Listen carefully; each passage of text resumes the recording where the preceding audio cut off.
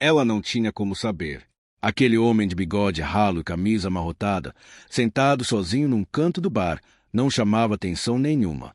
Não parecia um daqueles chefes aos quais ela estava acostumada. Não usava correntes grossas nem relógios brilhantes que refletissem a luz apagada do lugar. Só estava ali, tomando aguardente como qualquer outro desgraçado que chegava ao cortiço, querendo enterrar o dia. Quando ela se aproximou, com aquela risada áspera que todos reconheciam e com aquele jeito de andar que fazia cabeças virarem mesmo sem querer, não viu mais que outro pobre diabo, outro tipo que ela podia esmagar para lembrar ao resto quem mandava naquele pedaço de boteco. A valentona, assim a chamava, e o apelido lhe caía como uma luva. Alta, de olhos escuros e língua mais afiada que uma navalha, já tinha arruinado a autoestima de mais de um macho naquelas mesas grudentas. Naquela noite, porém, ela escolheu mal. Plantou-se diante dele com as mãos na cintura, balançando a cabeça com o desdém de quem sempre vence.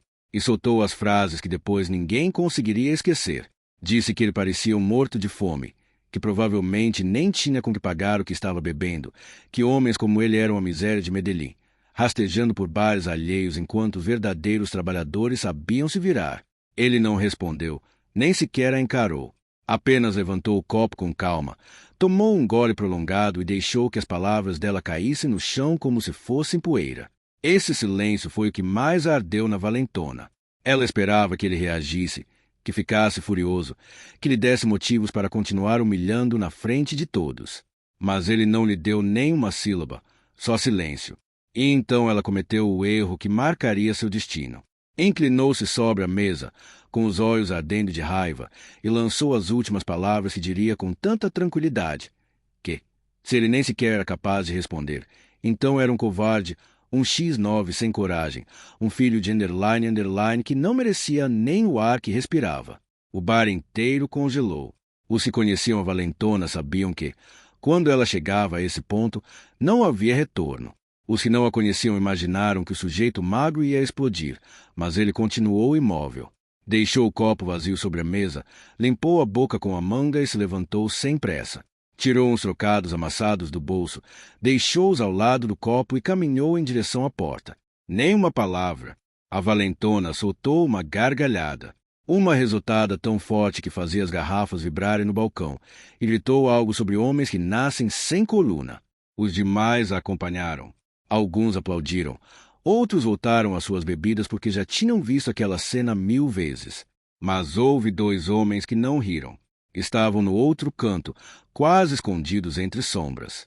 Um deles, um sujeito de ombros largos e expressão dura, levantou-se devagar, deixou algumas moedas e saiu atrás do mago do bigode. O outro, mais jovem, mas com um olhar calejado, ficou observando a valentona por um instante mais longo do que o normal. Depois também saiu. Ninguém notou nada estranho. Era uma noite qualquer no cortiço, mas na verdade nada seria igual dali em diante. Porque aquele homem magro, aquele sujeito que ela humilhou sem pensar, aquele desgraçado que, segundo ela, não merecia nem respirar, tinha um nome que Medellín se mencionava com cautela. E quem o conhecia sabia que não havia erro maior do que faltar-lhe com respeito na frente dos outros. Agora, se você me escuta da Colômbia, do México ou de qualquer lugar onde chegam essas histórias, deixa aí um comentário dizendo de onde me vê, porque o que vem, parceiro, é algo que ninguém imaginou, nem mesmo a valentona. A primeira vez que Pablo Escobar entrou num bar sendo um Zé Ninguém foi para roubar o caixa. A segunda, para cobrar uma dívida. A terceira, porque precisava pensar sem que o incomodassem. E, naqueles tempos, quando ainda não era o patrão dos patrões, quando ainda podia caminhar por Medellín sem que os olhares o atravessassem como agulhas, já tinha aprendido algo essencial, que respeito não se pede, se cobra, e que às vezes o silêncio é a forma mais eficaz de cobrá-lo. Aquela noite no cortiço não foi exceção. Ele estava havia 2 dias sem dormir, tentando resolver um assunto que tinha se complicado no último instante. Um de seus contatos havia desaparecido com uma carga pequena, mas importante. Não era o dinheiro que o incomodava, era a falta de respeito. E quando alguém o desrespeitava, Pablo não gritava nem ameaçava. Simplesmente deixava as coisas seguirem seu curso, porque sabia que o medo verdadeiro não nasce das palavras, e sim do silêncio que vem depois. Quando Valentona o abordou naquela noite, ele já sabia como aquilo ia terminar. Conhecia gente como ela. Tinha visto esse tipo a vida inteira. Pessoas que confundiam ter a língua solta com ter poder, que achavam que humilhar os outros lhes dava peso, sem entender que, nas ruas de Medellín, a verdadeira força só se mostrava quando já era tarde demais.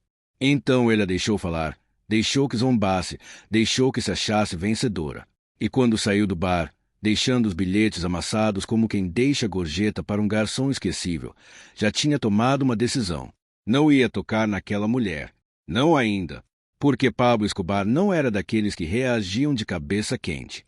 Era daqueles que esperavam, que deixavam o tempo fazer o trabalho. Mas também não ia esquecer. Os dois homens que saíram atrás dele naquela noite não eram seguranças. Eram piores. Eram os que cuidavam dos serviços que Pablo preferia não fazer pessoalmente. Os que sabiam seguir alguém sem serem notados. Os que podiam descobrir tudo sobre uma pessoa em menos de uma semana. E foi isso que fizeram. A valentona se chamava Luz Marina Gomes. Tinha 32 anos. Morava sozinha em um apartamento pequeno em Manrique. Trabalhava como garçonete em outro bar durante o dia, mas era na colmeia que realmente brilhava, onde as pessoas a reconheciam, onde ela se sentia alguém. Não tinha família próxima.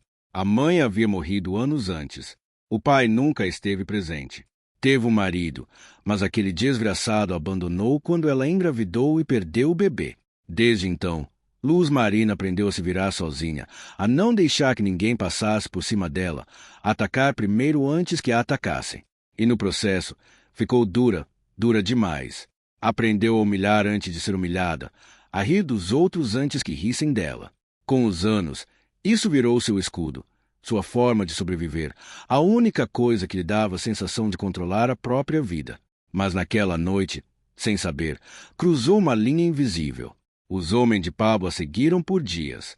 Anotaram a hora em que saía, com quem falava, onde fazia compras, que rotas usava, quem eram seus amigos, quem lhe devia dinheiro, quem tinha medo dela. E quando terminaram, quando já tinham tudo, entregaram o relatório a Pablo dobrado em 4. Ele o leu sem pressa, sentado na sala enquanto Vitória preparava o almoço. Não fez perguntas nem deu ordens ainda. Apenas guardou a folha no bolso e seguiu seu dia. Porque Pablo sabia que o momento certo para cobrar uma dívida não é quando se está bravo, mas quando o outro já esqueceu que a tem. Passaram-se 3 semanas. A valentona continuou sua rotina. Continuou indo à colmeia. Continuou humilhando bêbados. Continuou acreditando que era intocável, convencida de que sua língua era sua arma e que nada atingia enquanto continuasse sendo a mais brava do lugar. Mas algo mudou. Um dos caras que sempre a procurava para conversar, um sujeito de quem ela realmente gostava porque a fazia rir sem pedir nada, deixou de aparecer. Depois faltou outro. E outro. Em menos de uma semana, a colmeia parecia vazia. Não porque houvesse menos gente, mas porque as pessoas que ela conhecia, os que a seguiam, os que celebravam suas piadas, tinham desaparecido. No começo ela não levou a sério. Achou que cada um tinha seus problemas. Mas quando tentou ligar para um deles, a pessoa desligou sem dizer palavra. Algo apertou em seu estômago. Medo. Decidiu perguntar ao dono do bar se ele sabia de algo. O homem, um velho gordo que cheirava gordura e cigarro, olhou-a com uma mistura estranha de pena e nervosismo. Disse que não sabia de nada, que a vida é assim, que as pessoas vão e vêm. Mas Luz Marina conhecia aquele olhar. Era o mesmo que viu no marido no dia anterior ao que ele a deixou. Naquela noite, ao sair do bar, sentiu que alguém a seguia. Virou-se várias vezes. Não viu ninguém, mas o peso no peito continuava ali. Acelerou o passo, pegou uma rua diferente, entrou numa loja aberta e fingiu procurar algo por 10 minutos. Ao sair, tudo parecia normal, mas não estava. Porque naquele instante, em algum lugar de Medellín, Pablo Escobar lia o último relatório de seus homens. E no final havia uma frase escrita à mão. Já está pronta. Ele dobrou a folha com calma, guardou-a numa gaveta e apagou a luz. Não disse nada, não precisava. O que vinha pela frente não era algo que Luz Marina pudesse prever. Algo que não se resolvia com palavras, nem desculpas, nem arrependimento. Porque quando alguém humilhava Pablo Escobar diante de testemunhas, a dívida não se pagava com dinheiro, pagava-se com tudo. O primeiro sinal de que algo estava errado foi o silêncio. Não o da rua. Esse sempre esteve lá. Era o silêncio das pessoas. Daqueles que antes a cumprimentavam, dos que riam com ela, dos que pediam conselhos ou lhe compravam bebidas. Agora, cada vez que Luz Marina entrava na colmeia, as conversas se interrompiam, os olhares se desviavam. Os que estavam perto procuravam desculpas para mudar de mesa, e os que não podiam se mover simplesmente deixavam de falar com ela. No começo, tentou ignorar. Dizia a si mesma que eram coisas da sua cabeça, que estava paranoica, que tudo continuava igual. Mas quando tentou sentar-se com um grupo e todos se levantaram ao mesmo tempo, como se tivessem combinado, entendeu que não era imaginação. Algo estava acontecendo, e o pior era que ninguém lhe dizia o quê. Tentou descobrir com um dos garotos do bar, um rapaz sempre gentil. Ele a olhou com uma mistura de medo e compaixão e disse que não sabia de nada, que era melhor ela ir embora cedo, que não era uma boa ideia ficar ali aquela noite. Luz Marina sentiu o chão tremer sob seus pés. "Por que você está me dizendo isso?" perguntou, tentando soar firme. O rapaz baixou o olhar. "Porque tem coisas que é melhor não saber, Dona Luz, e a senhora já fez algo que não devia." Ela o segurou pelo braço. "O que eu fiz? Do que você está falando?" Mas ele soltou-se devagar e se afastou sem dizer mais nada. Aquela noite, Luz Marina não dormiu. Ficou em seu apartamento, sentada no sofá velho que tinha comprado usado, tentando entender o que estava errado. Repassou cada conversa, cada insulto, cada briga que ganhou. Nada parecia diferente. Sempre tinha sido assim. Sempre tinha falado duro. Sempre tinha colocado as pessoas em seu lugar. Porque agora era diferente. Não encontrou a resposta naquela noite, nem na seguinte, mas ela veio mesmo assim. 2 dias depois, no mercado, a senhora que sempre lhe vendia verduras a atendeu com uma frieza que jamais tivera antes. Não sorriu, não perguntou nada, apenas cobrou e entregou a sacola sem olhar para ela. Luz Marina sentiu algo quebrar por dentro. "O que está acontecendo?" perguntou com a voz mais fraca do que o normal. A senhora não respondeu. Apenas fez um gesto com a cabeça para que ela fosse embora. E justamente quando estava saindo, ouviu um murmúrio atrás de si. Uma voz trêmula de mulher mais velha dizendo algo que não conseguiu entender completamente, exceto 2 palavras: "O patrão." Ela se virou na hora. Procurou com os olhos a mulher, mas todas estavam ocupadas como se nada tivesse acontecido. Saiu do mercado com as mãos trêmulas. Naquela tarde, tentou ir ao outro bar onde trabalhava, mas o dono, um sujeito gordo e suado que sempre a tratara bem, a deteve na entrada. "Você não pode mais trabalhar aqui, Luz Marina." Ela olhou desconcertada. "O quê? Por quê?" "Porque você não é mais bem-vinda." "Quem disse isso?" O homem não respondeu. Apenas fechou a porta na sua cara. E foi aí que Luz Marina Gomes entendeu que nada do que estava acontecendo era casual. Alguém estava castigando-a. Alguém com poder. Alguém que tinha decidido apagá-la de Medellín sem sequer tocá-la. Naquela noite, enquanto caminhava de volta para seu apartamento, voltou a sentir uma presença atrás dela. Desta vez, porém, não se virou, não acelerou o passo. Simplesmente continuou andando com o coração batendo tão forte que parecia que ia explodir dentro do peito. Quando chegou ao prédio, subiu as escadas devagar, abriu a porta e trancou por dentro. Deixou-se cair no chão, encostando as costas na porta, e pela primeira vez em muitos anos, Luz Marina Gomes permitiu-se chorar. Já não se sentia valentona de sempre. Agora só se sentia sozinha, pequena, apagada, e o mais aterrorizante era que nem sequer sabia quem estava por trás de tudo. Mas não era boba. Luz Marina tinha sobrevivido nas ruas de Medellín sendo mulher, sem família, sem apoio e sem ninguém que a defendesse. Aprenderá a decifrar as pessoas, a notar quando alguém mentia, a reconhecer quando uma situação estava prestes a ficar perigosa. E embora não compreendesse totalmente o que estava acontecendo, sabia que precisava se mover. Começou a repassar na mente cada conversa recente, cada palavra pesada que havia dito, cada pessoa que humilhara. Se alguém podia castigá-la com tanta força, devia ser alguém grande, alguém que ela tinha ofendido sem saber quem era. E então, como um relâmpago rasgando a escuridão, lembrou-se: o homem magro, o do bigode, o mesmo que permaneceu em silêncio quando ela o ridicularizou na colmeia. Luz Marina se levantou de súbito, sentindo novamente o coração disparado. Tentou reconstruir seu rosto, os olhos, o jeito como tomou o gole, a maneira como se levantou sem dizer uma única palavra. E, acima de tudo, pensou nos dois homens que estavam no outro canto, os mesmos que saíram atrás dele. Naquela noite ela não lhes deu importância, mas agora suas figuras cresciam em sua mente com uma importância inesperada. Decidiu que precisava descobrir quem era aquele sujeito. No dia seguinte voltou à colmeia, mas não entrou. Ficou do lado de fora esperando. Quando viu o dono sair, o deteve na rua. Dom Hernan, preciso que me diga uma coisa. O velho a olhou com aquela mistura de tristeza e nervos que ela já conhecia bem. Não tenho nada para lhe dizer, Dona Luz.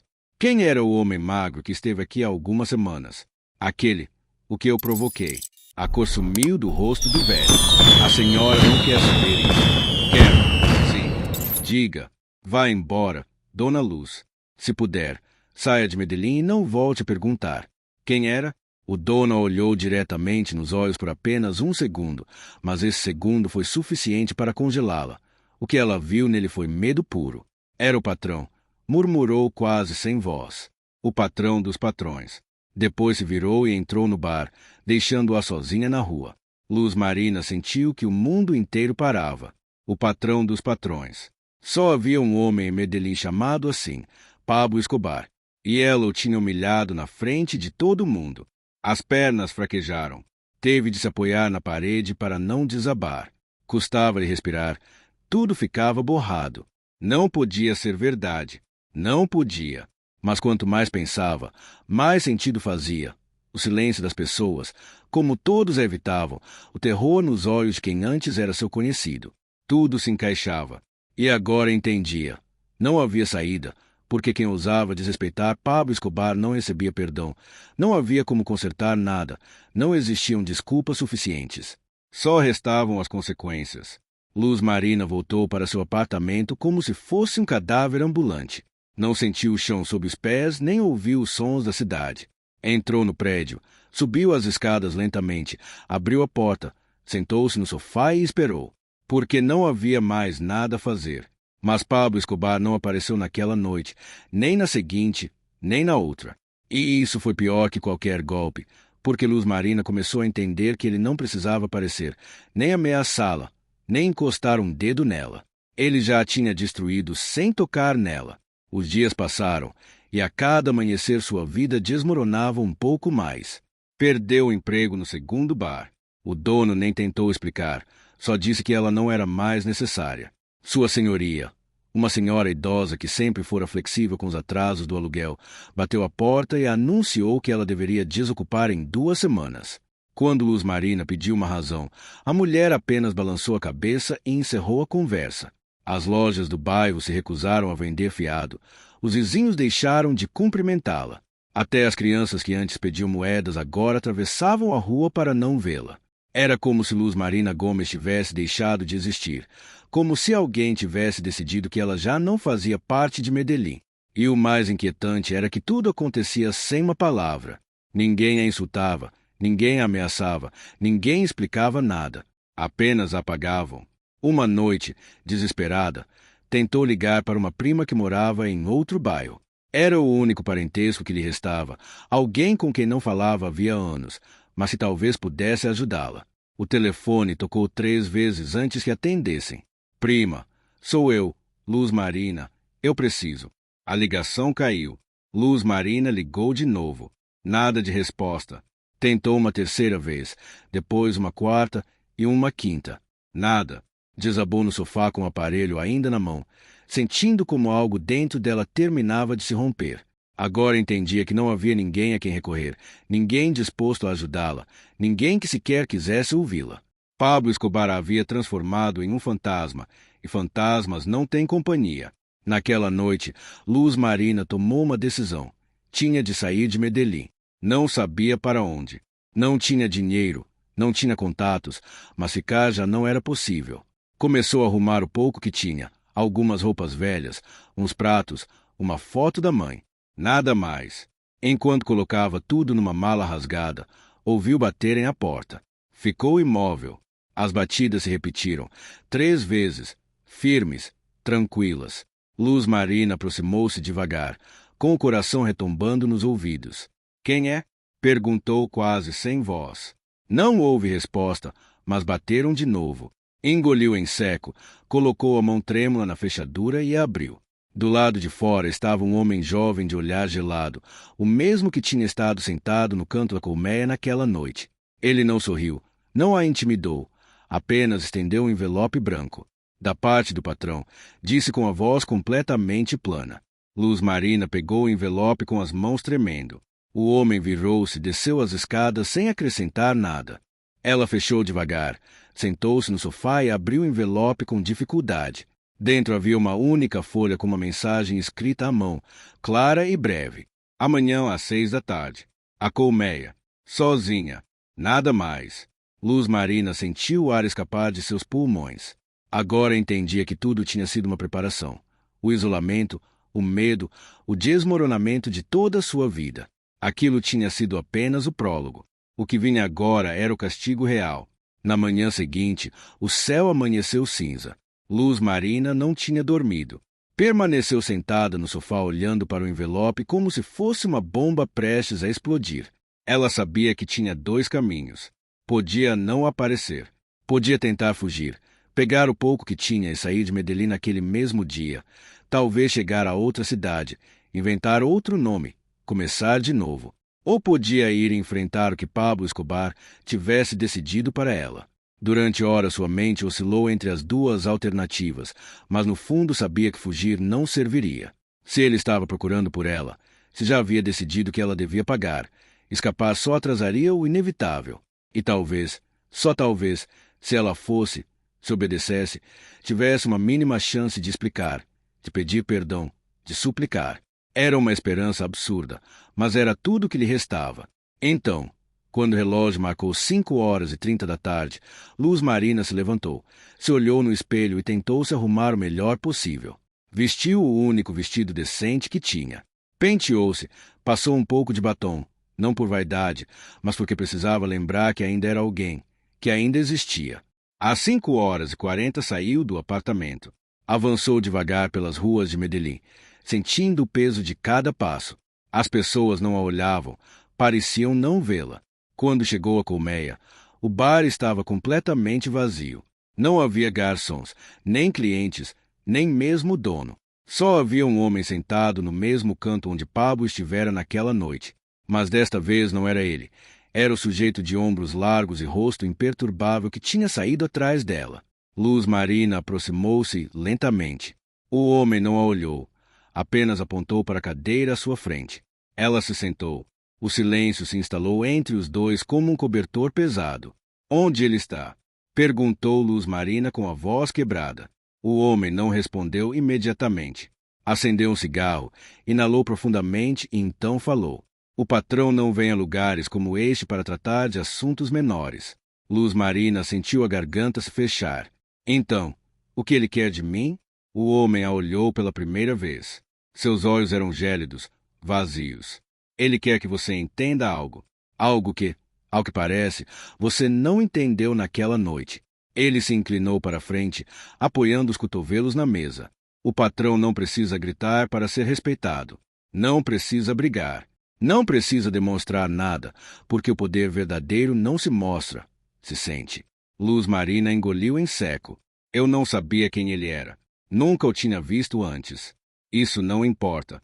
Eu só estava incomodando. Não quis desrespeitá-lo. Se eu soubesse, isso também não importa.